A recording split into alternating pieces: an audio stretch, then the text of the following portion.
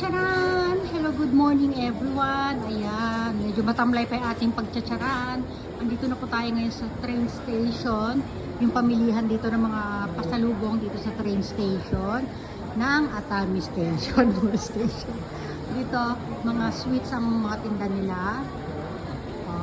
Pero dito kami ng asawa ko kasi ang gusto niyang ibigay sa biyanan ko at syempre pang uwi din namin doon ay ang mga parang dinaing na isda. Ayan o, iba't ibang klaseng isda. Ayan o. Ayan o. Tingnan nyo guys, ang laki o. Tapos ito, ang mahal naman ito. Alam mo yung ginagawang okoy sa Pilipinas? Ayan o. Nasa ano siya, 500 pesos pala ito. 500 pesos. Isang kapiraso naman. Ayan o. Kakapiraso lang ha. Ang mahal nila. Tapos ayun din o. Pusit. Yung pusit na ano, isang piraso ano. Ayan, siguro nasa 400 pesos. Yung tanggal na yung balat ng pusit. Tapos yung mga isda nila. Yung mga, para silang daing pero hindi sila yung dry daing na matitigas sa atin. Yan malalambot na ano. Yan o. Ikot muna tayo sa kabila. May nagbabayad kasi ba, para ako siraulo dun. Bagay siraulo naman talaga ako. Ito, yung mga minarinate na ng mga isda. Ayan, mga ready to ano na yan. Microwave na tapos kakainin na yan mga yan. Tapos ito naman, ano to, yung mga, alam niyo yung mga bagong isda sa Pilipinas. Pero ito naman, parang bagoong pusit. O, binagoong na pusit. Parang ganon ha, imagine nyo na lang ha. Basta pusit ang laman niya. Ito, ano pa itong matinda dito? Doon, mga sarsa naman doon. Dito, ano matinda nila dito? Hindi lang ha. Ano yan? Mga, ayun o. Yan.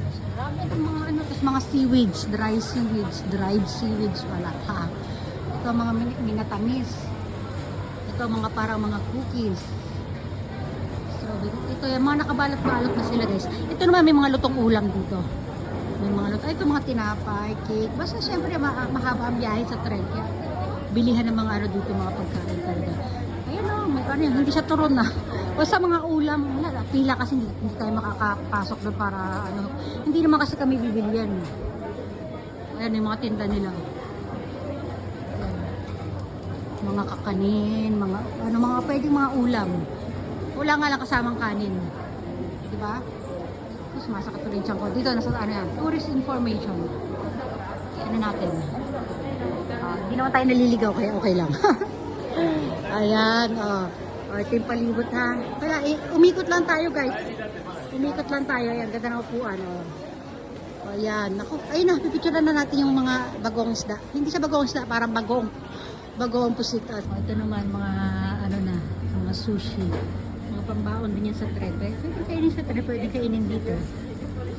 Ayan, mga fresh. Ito naman ang mga tinda naman nila, mga mushroom. Iba't ibang klaseng mushroom, may malaki, may sobrang laki, may maliliit, ayan. Kasi iba't ibang klaseng mushroom. Na masagawin ito, mga tomato, carrots, meron din silang corn, ayun. Iba't ibang klaseng kamatis, ayun, yung mamahali nilang pakwan. Hindi ko na tininan yung presyo. Ay, no, baby. No. Cute, dami, ito ibang mga tinda din dito. Ayan guys, para siyang Shinkansen. Ano yung baunan? Ayun pagkain sa loob. Yay! Ito yung pangalan ng shop nila. Yes, hindi ko lang mabasa. Basta, tindahan siya. Sige. Ayan. Basta puro mga paninda dito guys. Pambaon, pwede pangkain kasi pwede rin kayo kumain dito, may mga pwesto rin dito ng kainan Ayan, tambay muna kami dito guys kasi medyo maaga pa kami para sa sasakyan naming Shinkansen. Ayan si George, mamaya nakin. Ayan, asawa ko, bili muna siya doon ng kape habang nakatambay kami dito. Ayan, Kane, kanto tabi rin tayo. Ito yung naman ng pagkain ni Kane na tren.